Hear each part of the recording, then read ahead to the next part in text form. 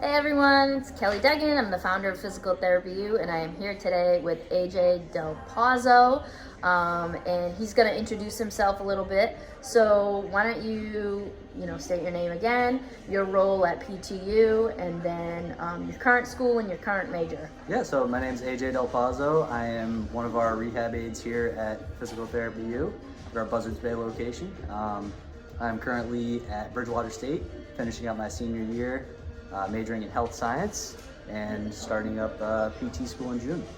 Excellent. So we're doing these interviews with students who were pre-PTs and who are now currently student physical therapists. It just so happens that all of them came from Bridgewater State University, but not all of our exercise specialists and our rehab aides are from BSU, but they are some of our favorites, I will say. We're well represented. Yeah. All right, so I wanted to ask, when did you first get interested in physical therapy, or when did you first learn about it for you as a potential career? Yeah, so my journey to PT kind of started off, I was a patient. I played baseball growing up, and I had a couple different injuries that landed me in PT. So when I was in there originally, I just remember learning a lot about my body, and I became very fascinated with it very fast. So it was something that And how old do you think you were? I was I think I was roughly like 16. Yeah, okay. Got hurt. I hurt my hip, had a little hip flexor strain, and then little right rotator cuff tendonitis. Okay. So kind of got to see both ends of it. But Yeah. But it was nice being there as a patient. I felt like I learned a lot, and it just became something. What drew you into it? What was it like? Instead of like drawing you into computer science or something like that. What was it about PT that you were like, this is for me? For some reason, it just all the things that I was learning, I became so fascinated with it, and I kept wanting to ask questions and wanted to learn more. Yeah. But it was just so interesting to me, like the way the human body works. Yeah. A lot of crazy, things that connect. And, Yeah.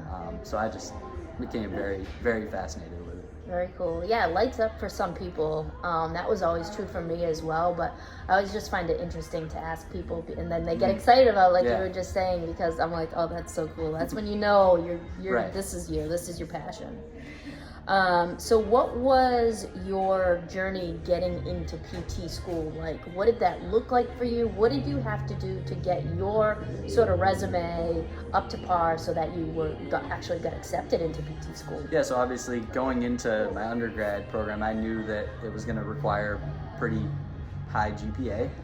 That was the first thing. I knew that was something that I had to strive to be really, really great at, getting that GPA up and keep my grades high.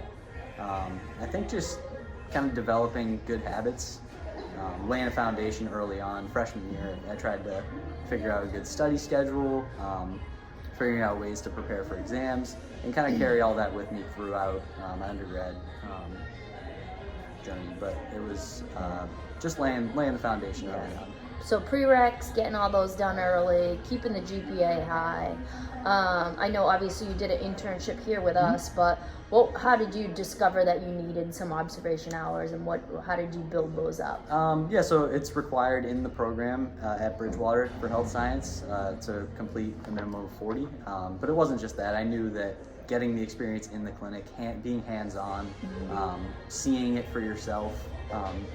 I've always been a very hands-on learner, so getting to experience it and I guess kind of just seeing it firsthand I knew that was very valuable to me, and knew that it would teach me just as much, if not more, than what I learned in the classroom. So. And where was that first observation done? So I observed at ATI in Norwell.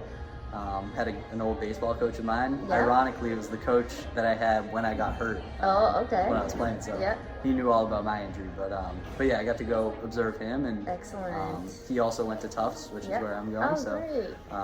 So it was a great experience. Like I said, I got to pick his brain and learned a lot. So I knew that getting that experience was really valuable. Yeah, so what we're learning from all our interviews from everybody is get that observation in early so that you can experience yourself and kind of get passionate about it, and also kind of start to navigate the direction that you want to go with your degree and your career.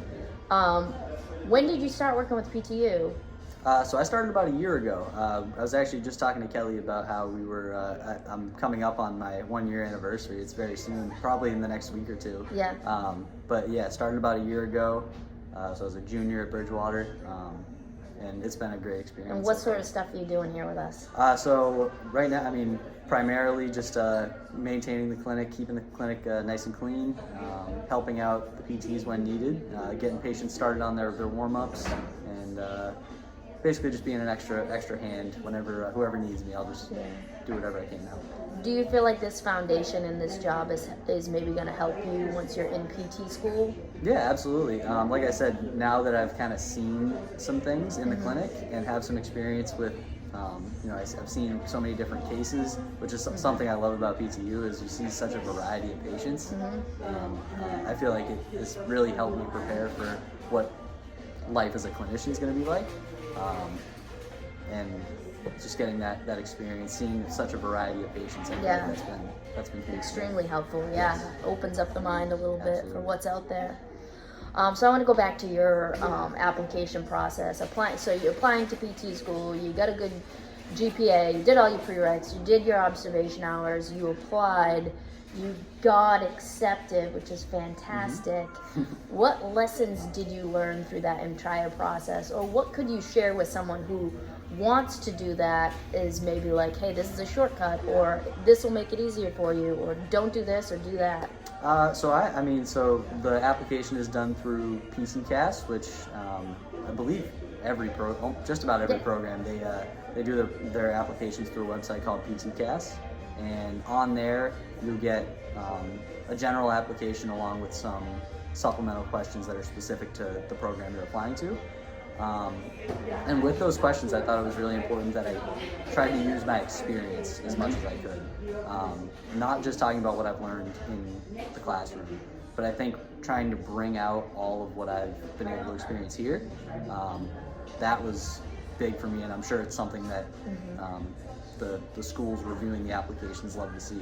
Yeah. That you're growing from that experience, and show growth too. That's a big thing. I think kind of showing where you start, and kind of just the strategies you've used to build your knowledge in your experience. Yeah, I think that when you have that opportunity to speak on that, that's what's most important, because everyone who's applying has a good GPA. Everyone who's applying did all their prereqs. Everyone who's applying did their hours of observation. So that's just kind of like check, check, check.